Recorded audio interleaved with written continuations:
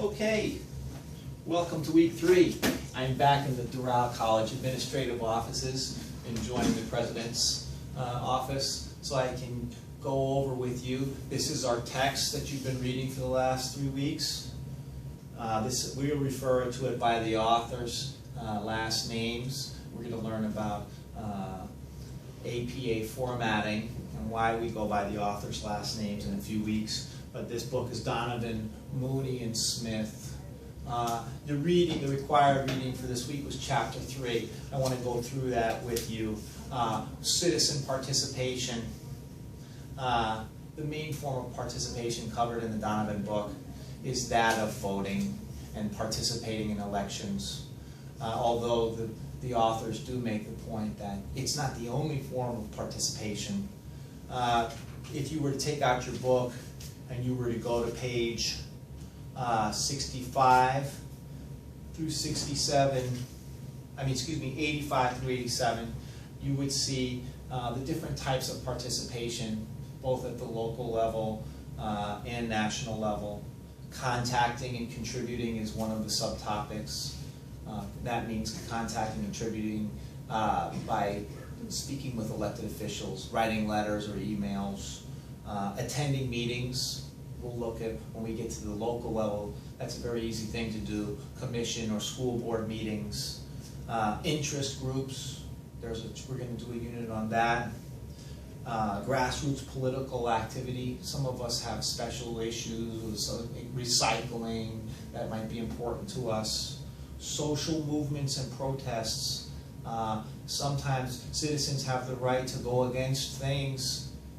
If it's not harming others, they have the right to speak their opinion and go against the ideas of the government. And then the last one, which is the one that's not within the structure of law, is rioting. It is actually a form of political participation.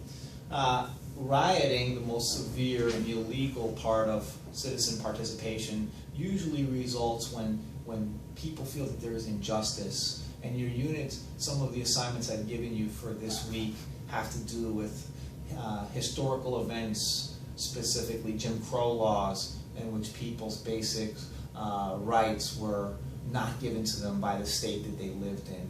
And one of the things was restricting people's ability to vote in elections through poll taxes or tests that citizens would have to take to measure whether or not they were eligible to vote. So the readings that you will do and assignments you will do this week will take a look at these specific events that took place in the South with the Jim Crow laws. All right, I'll see you again next week.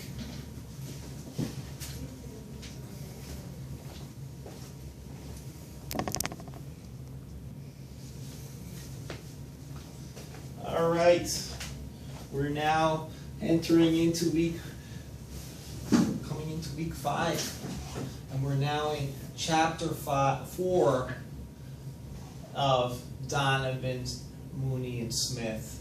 And this one looks at direct democracy. This applies. The United States as a country is considered a republic, and that means we as the citizens vote directly for our representatives. In a direct democracy, people are voting on actual issues.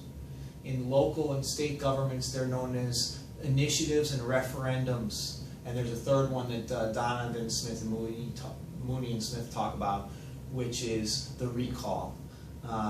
Let's start first with the referendum. In Donovan, Smith, and Mooney, they refer to the referendum as a public vote. So an issue comes up. I remember I live in the city of Miami Beach. An issue came up for zoning and how housing, the change of residential properties, small-scale residential properties, and making them large luxury residential properties. And what happened was they put it as a referendum on the ballot in the election. And people actually voted for it because they didn't, and this is the critique of having referendums, is that people don't have enough of an understanding overall of the law. And what happened in Miami Beach was people that went out to vote voted for the improvement because of the interest groups of real estate developers. They voted to have the small affordable housing removed and replaced with luxury housing. Unfortunately, what happened as a result of that was they were all removed from the housing so that the luxury units could go in. And this has always been the biggest critique of referendums.